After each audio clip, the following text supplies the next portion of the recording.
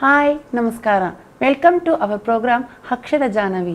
ಸರಿಯಾದ ಸಮಾಚಾರ ಮತ್ತು ಆರೋಗ್ಯಕರವಾದ ವಿಷಯಗಳನ್ನೇ ಕೊಡುವುದು ಈ ಕಾರ್ಯಕ್ರಮದ ಮುಖ್ಯ ಉದ್ದೇಶವಾಗಿದೆ. ಕಳೆದ ವಾರ ಟ್ರಾನ್ಸ್ಜೆಂಡರ್ ವ್ಯಕ್ತಿಗಳ ರಾಷ್ಟ್ರೀಯ ಮತ್ತು ಅಂತಾರಾಷ್ಟ್ರೀಯ ವಿಷಯಗಳನ್ನು ತಿಳಿದುಕೊಂಡ್ರಿ. ಟ್ರಾನ್ಸ್ಜೆಂಡರ್ ವ್ಯಕ್ತಿಗಳ ಬಗ್ಗೆ ನಿಮ್ಮ ಮನಸ್ಸಿನಲ್ಲಿ ಬಹಳ ಅಚ್ಚರಿ, ಆತಂಕ ಮೂಡುತ್ತಿದೆಯಲ್ಲವಾ? ಆದರೆ ಈ ವಾರ ಭಾರತ ಟ್ರಾನ್ಸ್ಜೆಂಡರ್ಗಳ ಪೌರಾಣಿಕ ವ್ಯತ್ಯಾಸ ಮತ್ತು ನಡವಳಿಕೆಯನ್ನು ತಿಳಿದುಕೊಳ್ಳೋಣ ಬನ್ನಿ. ಶಿಖಂಡಿ, ಬೃಹನ್ನಳೆ ಈ ಹೆಸರು ಎಲ್ಲೋ ಕೇಳಿದಿರಿ ತಾನೇ? ಈ ಹಿಂದೆ ಹಿಂದೂ ಪುರಾಣದ ಪ್ರಕಾರ ಸ್ತ್ರೀ ಪುರುಷನಾದಾಗ, ಪುರುಷ ಸ್ತ್ರೀಯಾಗಿ ಪರಿವರ್ತನೆಗೊಂಡಾಗ ಈ ಸನ್ನಿವೇಶಗಳು ಅಲ್ಲಿ ಕಂಡುಬರುತ್ತದೆ. ಶಿಖಂಡಿ ಮಹಾಭಾರತ ಯುದ್ಧದಲ್ಲಿ ಉದ್ಯೋಗ ಪರದಲ್ಲಿದೆ ಹಾಗೂ ಶಿಖಂಡಿಯ ಕತೆ ಪ್ರಚಾರದಲ್ಲಿದೆ.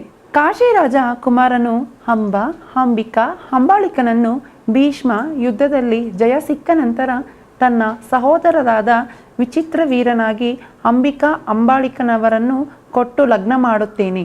ಅಂಬ ಮಾತ್ರ ಭೀಷ್ಮನನ್ನು ಬಿಟ್ಟು ಬೇರೆ ಯಾರನ್ನು ಮದುವೆ ಆಗುವುದಿಲ್ಲವೆಂದು ಪಟ್ಟು ಹಿಡಿಯುತ್ತಾಳೆ.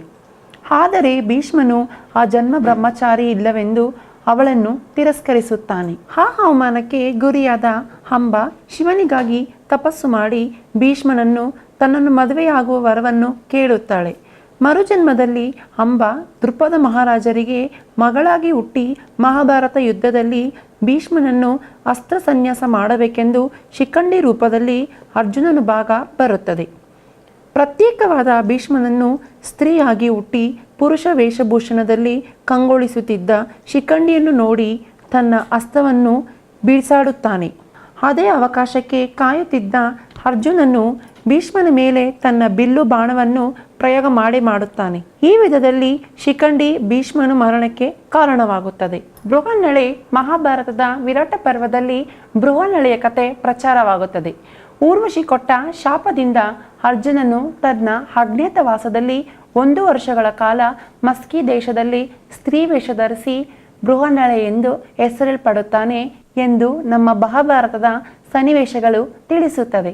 ರಾಮಾಯಣದಲ್ಲಿ ತನ್ನ ತಂದೆ ಕೊಟ್ಟ ದಶರಥನ ಮಾತನ್ನು ಪಾಲಿಸಲು ಅಯೋಧ್ಯೆ ಶ್ರೀಕುಮಾರನಾದ ಶ್ರೀರಾಮನು ವನವಾಸಕ್ಕೆ ಹೊರಟುತ್ತಾನೆ.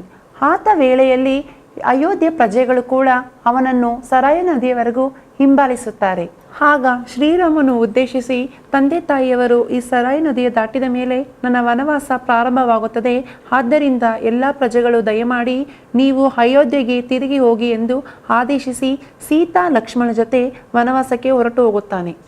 16 ವರ್ಷ ವನವಾಸ ನಂತರ ಸರಾಯು ನದಿ ದಾಟಲು ಶ್ರೀರಾಮ ಬಂದಾಗ ನದಿಯ ದಡದಲ್ಲಿ ದೀಪಗಳ ಕಾಂತಿ ಒತ್ತಿರಿಯುತ್ತಿರುವುದನ್ನು ಕಂಡು ಅಚ್ಚರಿ ಮೂಡಿಸುತ್ತದೆ. ನದಿಯನ್ನು ದಾಟಿ ಹೋಗಿ ನೋಡಿದಾಗ ಅಲ್ಲಿ ಸ್ವಲ್ಪ ಪ್ರಜೆಗಳು ಇರುತ್ತಾರೆ. ಅವರನ್ನು ಕಂಡು, ನಾನು ನಿಮ್ಮ ಮನೆಗೆ ತಿರುಗಿ ಹೋಗಿ ಎಂದು ಹೇಳಿದೆ ತಾನೇ? ಬಹಳ ಬೇಸರದಿಂದ, ಸ್ವಾಮಿ, ಕೇವಲ ಪುರುಷರಿಗೂ ಹಾಗೂ ಸ್ತ್ರೀಯರಿಗೆ ಮಾತ್ರ ಇಂದು ತಿರುಗಿ ಹೋಗಿ ಎಂದು ಹೇಳಿದ್ದೀರಿ.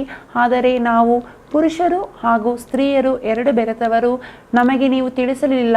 ಆದ್ದರಿಂದ ನಾನು 16 ವರ್ಷಗಳ ಕಾಲದಿಂದ ಇಲ್ಲಿಯೇ ಕಾಯುತ್ತಿದ್ದೆ ಎಂದು ಹೇಳಿದಾಗ ಶ್ರೀರಾಮನು ಅವರನ್ನು ಆನಂದಿಸಿ, ನಿಮಗೆ ಮುಂಬರುವ ಕಲಿಯುಗದ ಕಾಲದಲ್ಲಿ ನಿಮ್ಮ ಮಾತಿಗೆ ಹಾಗೂ ನಿಮ್ಮ ಆಶೀರ್ವಾದಕ್ಕೆ ಬಹಳ ಅಪಾರ ಶಕ್ತಿ ಇದೆ ಎಂದು ಹೇಳುತ್ತುವ ಈ ರಾಮಾಯಣದಲ್ಲಿ ನಮಗೆ ದೃಶ್ಯವನ್ನು ಕಂಡುಬರುತ್ತದೆ. ಬರುವ ವಾರದಲ್ಲಿ ಆಸಕ್ತಿ ವಿಷಯಗಳೊಂದಿಗೆ ಬರುತ್ತೀನಿ. ಅಕ್ಷರ ಜಾಹ್ನವಿ. ಸರಿಯಾದ ಸಮಾಚಾರ ಮತ್ತು ಆರೋಗ್ಯಕರವಾದ ವಿಷಯಗಳನ್ನೇ ಕೊಡುವುದು ಈ ಕಾರ್ಯಕ್ರಮದ ಮುಖ್ಯ ಉದ್ದೇಶವಾಗಿದೆ. Please subscribe, like, comment and share.